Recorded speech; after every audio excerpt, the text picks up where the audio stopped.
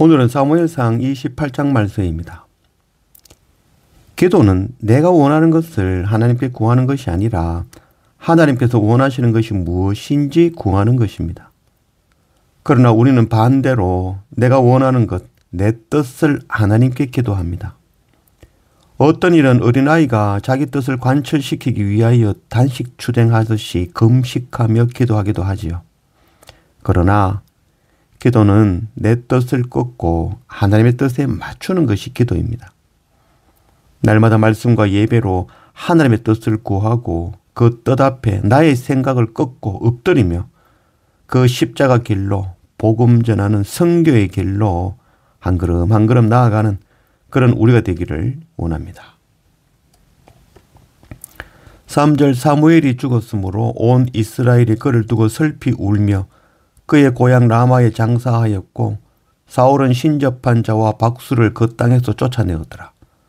사울이 여호와께 묻자오되 여호와께서 꿈으로도 우림으로도 선지자로도 그에게 대답하지 아니하시므로 사울이 그의 신하들에게 이르되 나를 위하여 신접한 여인을 찾으라. 내가 그리로 가서 그에게 물으리라 하니 그의 신하들이 그에게 이르되 보소서 엔돌에 신접한 여인이 있나이다. 사울 왕은 사무엘이 죽자 자신에 대하여 적대적이던 그 사무엘이 라마 나홀에서 기르던 그 선지자들을 모두 제거하기 위하여 신접한 자와 박수를 제거하라라는 명분으로 모두 함께 제거한 것이죠. 그러다가 이제 블레셋이 이스라엘을 공격하여 오자 우림으로 하나님의 뜻을 구하였죠.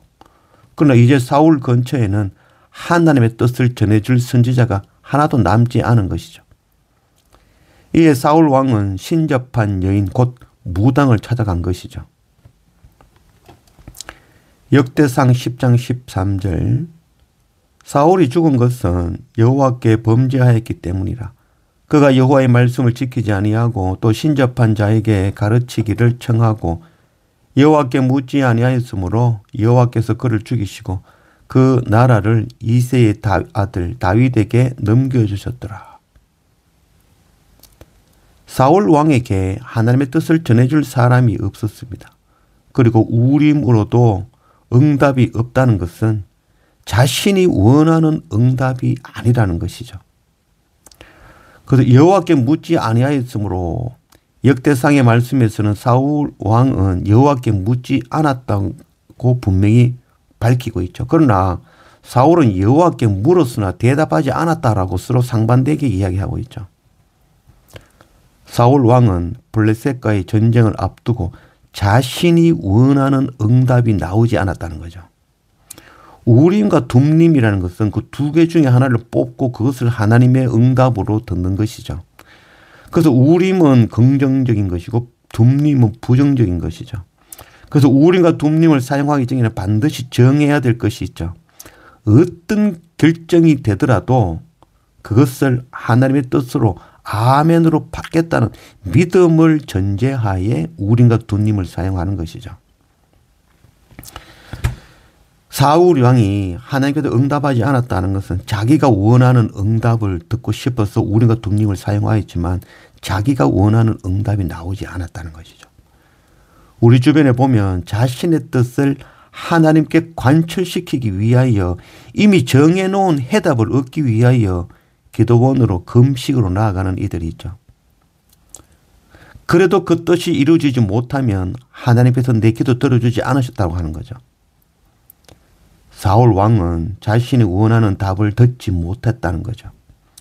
그래서 신접한 무당에게로 가가지고 자신이 원하는 기도 응답 그것 듣겠다는 거죠. 그래서 용한 기도원, 용한 산당, 용한 무당을 찾아간 것입니다.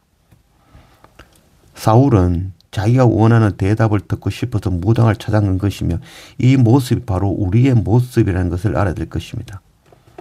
내가 원하는 대답, 나를 위하는 복음, 내게 맞는 복음, 내게 맞는 말씀 구하고 전하는 교회 찾아다니는 거죠.